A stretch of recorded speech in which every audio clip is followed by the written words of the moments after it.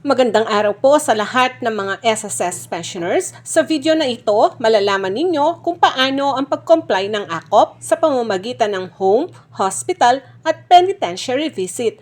Paano nga ba ang pag-comply ng AKOP sa pamamagitan ng home, hospital at penitentiary visit? Una, gumawa ng letter request at isubmit ito sa pamamagitan ng email o representative. Kailangan ang request letter ay may pirma ang pensioner, kaya naman kamag-anak o guardian nito.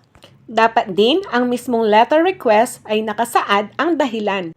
Halimbawa ng dahilan, pisikal na kondisyon ng pensioner, hindi makapagsalita ang pensioner o wala sa tamang pag-iisip ang pensioner.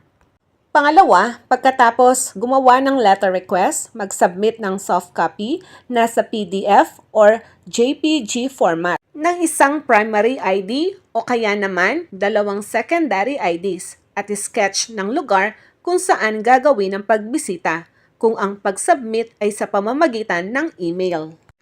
Pangatlo, kung ang pag-submit ay gagawin sa pamamagitan ng representative, i-photocopy ang primary ID o kaya naman dalawang secondary ID at sketch ng lugar. Tandaan, ang pwede lang mag-request ng home, hospital at penitentiary visit ay ang mga pensioners na nakatira sa Pinas.